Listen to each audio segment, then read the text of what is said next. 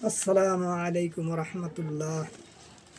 ইন্নাল হামদুলিল্লাহ ওয়াসসালাতু ওয়াসসালামু আলা রাসূলিল্লাহ। আম্মা বা'দ ফাআউযু বিল্লাহি মিনাশ শাইতানির রাজীম। বিসমিল্লাহির রহমানির রহিম। যালিকাল কিতাবু লা রাইবা ফীহি হুদাল লিল মুত্তাকিন। পবিত্র কোরআনের সূরা বাকারার 2 নম্বর আয়াত তেলাওয়াত করেছি। এরশাদ হচ্ছে, এটি আল্লাহর কিতাব,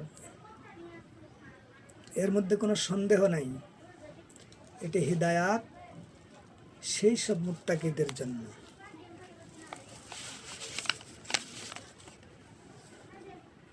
এর একটা সরল অর্থ এভাবে করা যায়, নিঃসন্দেহে এটা আল্লাহর কিতাব,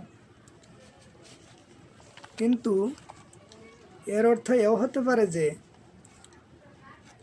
এমন একটা কিতাব যাতে সন্দেহের লেশমাত্র নেই।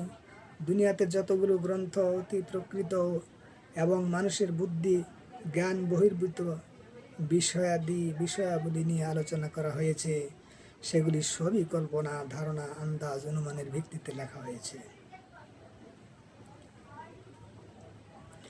তাই গ্রন্থগুলোর লেখকরাও নিজেদের রচনাবলীর নির্ভুলতা সম্পর্কে যতই প্রত্যয় প্রকাশ করুক না কেন, তাদের নির্ভুলতা সন্দেহমুক্ত হতে পারে না।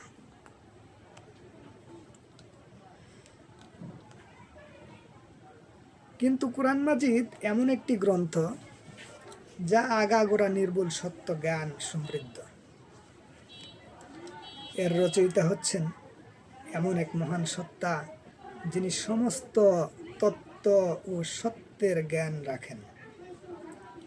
কাজেই এর মধ্যে কোনো সন্দেহের কোনো অবকাশ নেই। মানুষ নিজেদের অজ্ঞতার কারণে এর মধ্যে সন্দেহ পোষণ করলে সেটা অবশ্য সম্পূর্ণ স্বতন্ত্র কথা। সেজন্য এ কিতাব দায়ী নয়, এটি হিদায়াত সেই সব মুত্তাকিদের জন্য।